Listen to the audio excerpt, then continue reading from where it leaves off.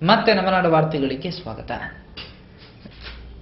ಮಂಗಳೂರಿನ ರೊಜಾರಿಯೋ ಪ್ರೌಢಶಾಲೆಯಲ್ಲಿ ಮಂಗಳವಾರ ಜರುಗಿದ ಪ್ರೌಢಶಾಲಾ ವಿದ್ಯಾರ್ಥಿಗಳ ಜಿಲ್ಲಾ ಮಟ್ಟದ ಯುವ ಸಂಸತ್ ಸ್ಪರ್ಧೆ 2010-11 ಜಿಲ್ಲೆಯ ವಿದ್ಯಾರ್ಥಿಗಳ ಪ್ರಬುದ್ಧ ವಾಕ್ಚಾತುರ್ಯ ಪ್ರದರ್ಶನಕ್ಕೆ ಸಾಕ್ಷಿಯಾಯಿತು.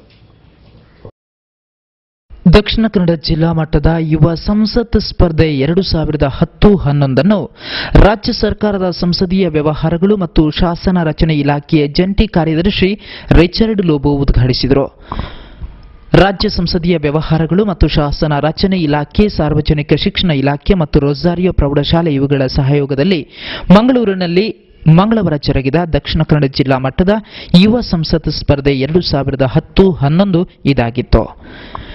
ಕಾರ್ಯಕ್ರಮವನ್ನು ಉದ್ಘಾಟಿಸಿ ಮಾತನಾಡಿದ ರಾಜ್ಯ ಸರ್ಕಾರದ ಸಂಸದೀಯ ವ್ಯವಹಾರಗಳು ಮತ್ತು ಶಾಸನ ರಚನೆ ಇಲಾಖೆಯ ಜಂಟಿ ಕಾರ್ಯದರ್ಶಿ ರಿಚರ್ಡ್ ಲೋಬೋ ಅವರು, ಸದನದಲ್ಲಿ ಆರೋಗ್ಯಕರ ಚರ್ಚೆ ಸಾಧ್ಯ ಎನ್ನುವುದಕ್ಕೆ ಸಾಕಷ್ಟು ನಿದರ್ಶನಗಳು ದೊರೆಯುತ್ತಿವೆ. ಪ್ರಭುತ್ವ ಪ್ರತಿನಿಧಿಗಳು ಪರಸ್ಪರ ಗೌರವ, ಪ್ರೀತಿಯ ತರ್ಕಬದ್ಧ ಮಾತುಗಳಿಂದ ಎಲ್ಲರನ್ನೂ ಗೆಲ್ಲುತ್ತಾರೆ ಎಂದರು. ದುರಾದೃಷ್ಟವೆಂದರೆ ಈಗ ರಾಜ್ಯ ಹಾಗೂ ಕೇಂದ್ರದಲ್ಲಿ ನಡೆಯುವ ಕಾರ್ಯಕಲಾಪಗಳು ಪದೇ ಪದೇ ಸ್ಥಗಿತಗೊಳ್ಳುತ್ತಿವೆ. ಅನೇಕ ಬಾರಿ ಲೆಕ್ಕಕ್ಕೆ ಮಾತ್ರ ನಡೆಯುತ್ತಿದೆ ಎಂದು ಖೇದ ವ್ಯಕ್ತಪಡಿಸಿದ ಅವರು, ಸದನದಲ್ಲಿ ಆರೋಗ್ಯಕರ ಚರ್ಚೆ ನಡೆಯಬೇಕು, ವಿರೋಧ ಪಕ್ಷಗಳು ಸೂಕ್ತ ಸಲಹೆ ನೀಡಬೇಕು ಎಂದರು.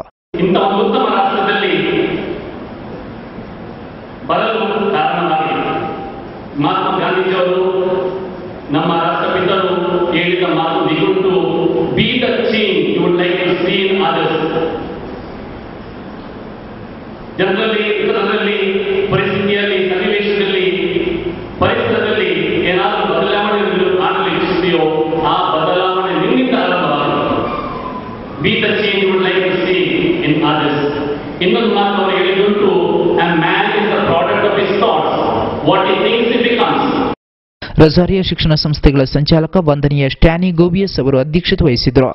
ಕ್ಷೇತ್ರ ಶಿಕ್ಷಣ ಅಧಿಕಾರಿ ದಯಾವತಿ, ಕಾರ್ಯಕ್ರಮದ ನೋಡೆಲ್ ಅಧಿಕಾರಿ ಸುರೇಖಾ, ತೀರ್ಪುಗಾರ ತಿಮ್ಮಪ್ಪ ಶೆಟ್ಟಿ, ಕನ್ನಡ ವಿಷಯ ಪರಿವೀಕ್ಷಕ ಎಂಎ ನರಸಿಂಹ ಭಟ್, ವೃತ್ತಿ ಶಿಕ್ಷಣ ವಿಷಯ ಪರಿವೀಕ್ಷಕ ಎಐ ಖಾಜಿ ಅವರು ಉಪಸ್ಥಿತರಿದ್ದರು.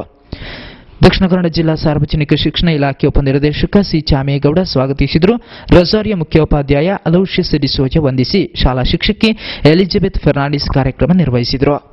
ಈ ಮಧ್ಯೆ ನಗರದ ರೊಜಾರಿಯೋ ಪ್ರೌಢಶಾಲೆಯಲ್ಲಿ ಮಂಗಳವಾರ ಜರುಗಿದ ಪ್ರೌಢಶಾಲಾ ವಿದ್ಯಾರ್ಥಿಗಳ ಜಿಲ್ಲಾ ಮಟ್ಟದ ಯುವ ಸಂಸತ್ ಸ್ಪರ್ಧೆ 2010-11 ಜಿಲ್ಲೆಯ ವಿದ್ಯಾರ್ಥಿಗಳ ಪ್ರಬುದ್ಧ ವಾಕ್ಚಾತುರ್ಯ ಪ್ರದರ್ಶನಕ್ಕೆ ಸಾಕ್ಷಿಯಾಯಿತು.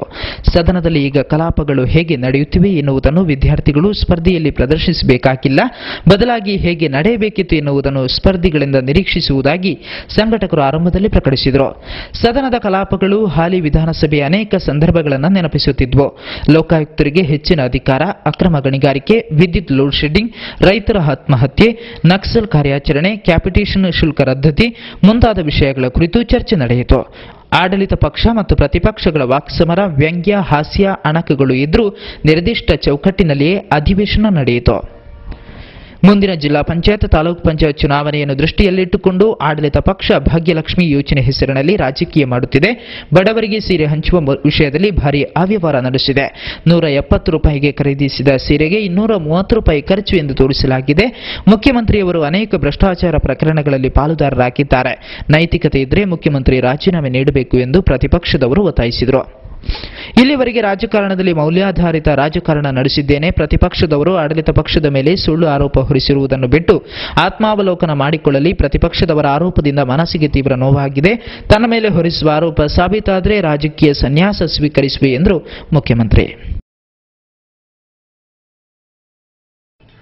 ಭಾರತೀಯ ಕ್ರಿಕೆಟ್ ತಂಡ ಸಮತೋಲನದಿಂದ ಕೂಡಿದ್ದು ಮುಂದಿನ ವಿಶ್ವಕಪ್ ಗೆಲ್ಲುವ ಫೇವರೇಟ್ ತಂಡಗಳ ಪೈಕಿ ಭಾರತವೇ ಮೊದಲಿಗೆ ಸ್ಥಾನದಲ್ಲಿದೆ ಎಂದು ಭವಿಷ್ಯ ನುಡಿದ ಅವರು ನ್ಯೂಜಿಲೆಂಡ್ ಕ್ರಿಕೆಟ್ ತಂಡದ ಮಾಜಿ ನಾಯಕ ಕ್ರಿಸ್ ಗೇಲ್ಸ್. ಉಳ್ಳಾಲ ಸಮೀಪದ ಸೋಮೇಶ್ವರದ Saint Joseph's Joyland English medium high school ವಾರ್ಷಿಕೋತ್ಸವದಲ್ಲಿ ಭಾಗವಹಿಸಿದ ಸಂದರ್ಭ ಅವರು ಸುದ್ದಿಗಾರರ ಜೊತೆಗೆ ಮಾತನಾಡಿದರು. ಭಾರತೀಯ ತಂಡದಲ್ಲಿ 4 ಉತ್ತಮ ಬೌಲರ್ಗಳಿದ್ದಾರೆ. ಪ್ರತಿಭಾವಂತರ ಯುವ ಪಡೆಯೇ ತಂಡದ ಜೊತೆಗಿದೆ.